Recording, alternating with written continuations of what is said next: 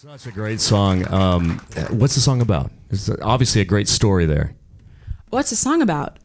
It's a love letter to New York City, where I've lived on and off for 10 years. It's a love letter to people I know personally who have come and gone either from the streets of New York or from the planet. And it's a love letter to like everybody, every artist who I love, who I can picture just walking the streets of the East Village. I mean, Lou Reed and Arthur Russell and Laurie Anderson and Patti Smith and sure, yeah, it's an amazing song. When did you first pick up the guitar? I was 12. Yeah. Was there always music around in the family as you were growing up? Weirdly, not really. I mean, my uncle is an incredible jazz guitar player named Tuck Andrus. From Tuck and Patty. From Tuck and Patty. And so I knew that it was possible to play music like for a living. Like that was a possibility because my uncle did it. So I think that was more the influence. Did you actually in your teenage years go out on the road with Tuck and Patty? Yeah, I mean, they broke me like a horse. I mean, they showed and you still chose this business. I did. I mean, after they showed me the ropes of the road, they showed me like the grind and the hustle and the kind of blue collar aspect of it.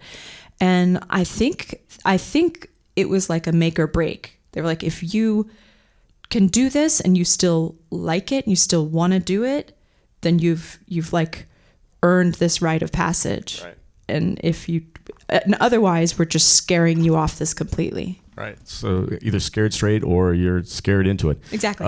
So then you was that before you went to Berkeley?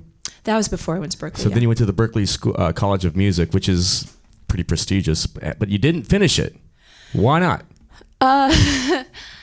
Well, there's kind of like a curse of Berkeley. It's like if you actually graduate, it means you're guaranteed never to have a job in the music industry. But everybody I've known who have come from there are really great players. But I guess you're right. I don't know many of them who have actually gone on to, play arenas.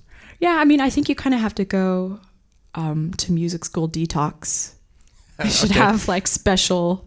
And for you, was that Betty Ford centers and for you, was that working with Tim DeLaughter and the Polyphonic Spree? Yeah, I mean, that was I joined the Polyphonic Spree after I dropped out of college, and that was like Texas gospel acid cult, and I was just like in a robe, sweating, drunk on Red Bull and vodka, and just like playing psychedelic rock music.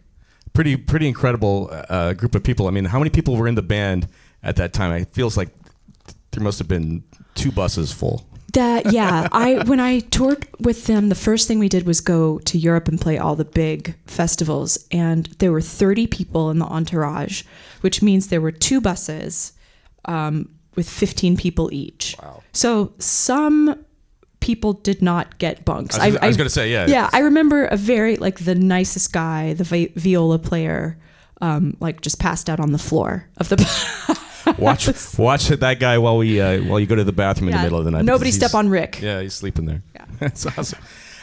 What an incredible experience to be able to work with David Byrne to do that record a couple of years ago. How did you guys come up with the idea? How did that happen? Because you talk about people from New York. I mean, he's got to be one of the iconic guys. Oh, for sure. Walking the Village. So yeah, David and I met at an AIDS charity benefit called Housing Works. And they had put on a night of music where Bjork and the Dirty Projectors collaborated on like 5 songs. So we both saw the show. We were both blown away. And then the Housing Works people approached us and said, hey, would you guys like to do a similar night? So we started off thinking like, sure, we'll do one night for charity and write a few songs. And then it blossomed into a whole record and then a whole world tour. Yeah, incredible too. And what's beautiful about it is I can hear both your style and his style in the music, and it works. It's such an incredible piece of music. Thank you. Yeah. Do you think that there will be more? Is it something that you would do again? I would work with David any day of the week. He's the best. He's exactly who you think he is, and he's everything you want him to be and more. That is fantastic.